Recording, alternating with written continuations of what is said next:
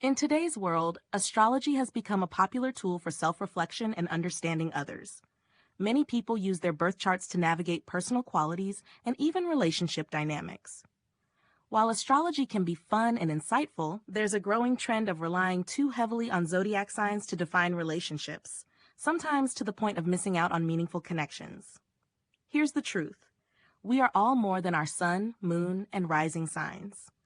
Relationships thrive on communication, trust, integrity, and mutual understanding, qualities that no birth chart can fully capture.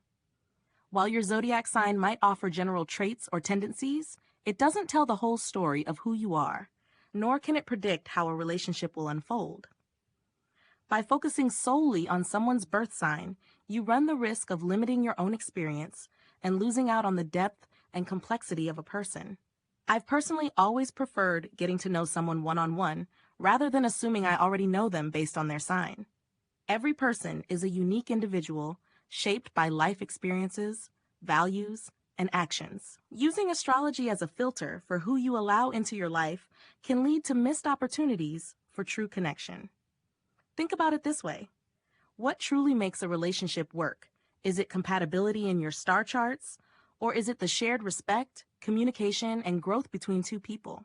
Instead of making snap judgments, take the time to explore who someone is beyond their astrological sign.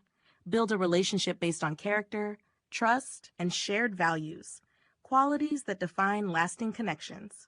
Astrology can still be a fun part of your self-reflection and relationships.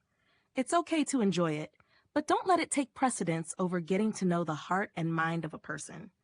Each relationship is a journey, and we owe it to ourselves and each other to make that journey based on genuine understanding, not assumptions. The devil does not want you to watch this video. I am going to be exposing so much darkness. I am going to be exposing astrology and answering the question, can demons tell the future?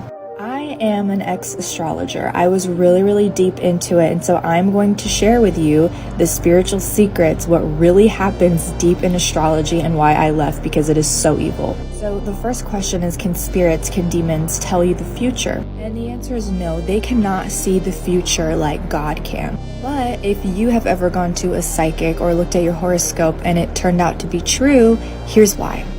Psychic, when you come in to see a psychic or a medium, they have the ability to communicate with demonic spirits. And so they're communicating with the spirits that have been following you around, that have been assigned to you. That's how they gain information. That's how they can tell you about your past. They can tell you about your future and give you a prediction and say, this is going to happen to you, and this is your husband's going to die, or this and that. And then you receive that. You come into agreement with it in your body and your soul and your spirit. And then now you give those demons permission. You give them access into your life to carry out those plans. So it's not that the demons can see the future. Their strategy is to get you to come into agreement with them and with their plan, so then they have a legal right, they have spiritual permission to carry out that act or that outcome. Astrology works similarly but differently. Astrology first attacks your identity. The first step that the devil uses in astrology is to get you to come into agreement and to accept your zodiac sign. This affects your personality, and it opens the door for demons to come into your life. If somebody says, I am a Virgo, and they come into agreement with it and they believe it, they open the door for that spirit. Every zodiac sign is a spirit. There's a spirit of Virgo, there's a spirit of Aries, Sagittarius. There is a chief principality, there is a demon assigned to that. Again, I was in astrology, and as I was leaving, the Holy Spirit was revealing to me these things so I could get deliverance and so I could get free from it. So I'm sharing you spiritual secrets right now. So every zodiac sign, there is a spirit of zodiac sign, and there are a bunch of other spirits that work in the arsenal. For example,